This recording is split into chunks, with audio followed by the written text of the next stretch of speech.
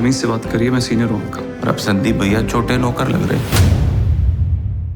स्थान को भरने के लिए अभ्यर्थी के रूप में नाम निर्देशन हुआ है। ईश्वर की शपथ लेती हूँ, सत्य निष्ठा पूर्वक प्रतिज्ञान करती हूँ कि मैं विधि द्वारा यथास्थापित भारत के संविधान के प्रति सच्ची श्रद्धा निष्ठा रखूँ और भारत की संप्रभुता और अखंडता को अक्षुण्ण रखूँ।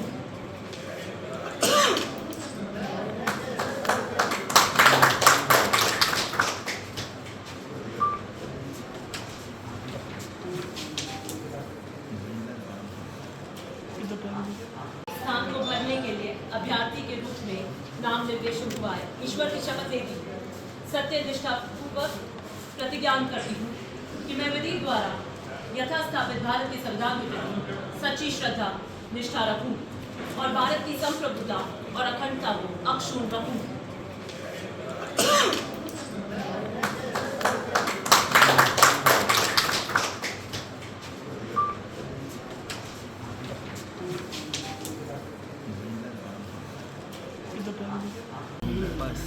नामांकन के बाद पहली बार आप मीडिया से रूबरू रहे, क्या प्रतिक्रिया रहेगी आपकी? मैं ओसिया के विकास के लिए 2023 में दूसरी बार नामांकन दाखिल कर रही हूँ। मैंने पिछली बार आपको इसी जगह पर आपने मुझसे प्रश्न पूछा था कि आपका क्या विजन ओसिया के लिए रहेगा, तो मैंने कहा था कि मैं भेड़ हल्लाए की परियोजना लाऊंगी जो मेरे पिता का अधूरा सपना है। मैं मथानिया का सैटेलाइट हॉस्पिटल लेकर आऊँगी जो वहाँ की मांग है। मैंने कहा था पानी और आपके शिक्षा के अंदर और बिजली के अंदर जो इंफ्रास्ट्रक्चर उसको मेरे पिता ने बहुत मजबूत कराया। मैं हेल्थ इंफ्रास्ट्रक्चर को और एक्सपेंड करूँगी, जो आपने देखा कि कोविड में उसकी ज़रूरत भी है, मैंने उसको भी एक्सपेंड किया।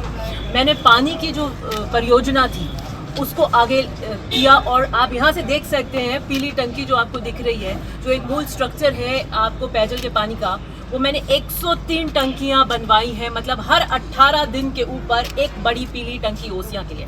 103 का शतक लगाकर आई हूँ। दूसरी पाली खेलूंगी तो दोहरा तीसरा शतक लगाऊंगी, ये वादा करके जाती हूँ। पिछली बार कहा था कि मैं ओसिया के लिए रचनात्मक काम कराऊंगी और आत्मविश्वास से आई हूँ। आत्मविश्वास मेरा आभूषण है। मैंने दूसरी एक बात कही थी कि मैं ओसिया की जनता को भ्रष्टाचार मुक्त शासन दूंगी। 80%, 99% नहीं, मैंने 101% भ्रष्टाचार के ऊपर अंकुश लगाया।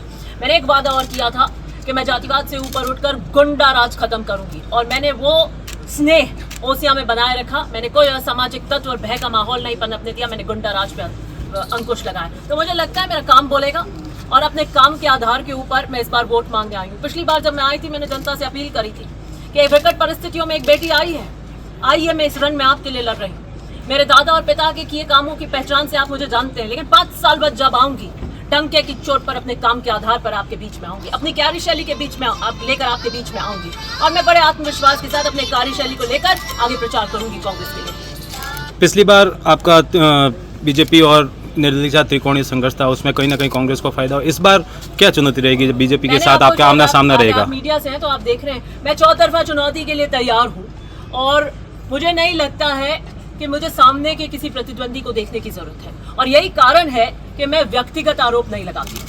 मैं हमेशा पार्टी या जो योजनाएं हैं उसके संबंध में बात करती हूँ, चाहे मेरे ऊपर कितने भी निम्न प्रकार के हर प्रतिद्वंदियों ने आरोप लगाए, मैं कभी व्यक्तिगत आरोप नहीं लगा। मुझे मेरी कार्यशैली पर भरोसा है और मैं अपने कार्यकर्ताओं के दम पर जो खरा सोना है, जो मुझे विरासत में मिला है, उसका एफिडेविट मैं नहीं भर सकती हूँ, वो कागजों में नहीं समा सकता है। उन कार्यकर्ताओं के दम पर चुनाव लड़ने जा रही हूँ। बहुत बहुत धन्यवाद।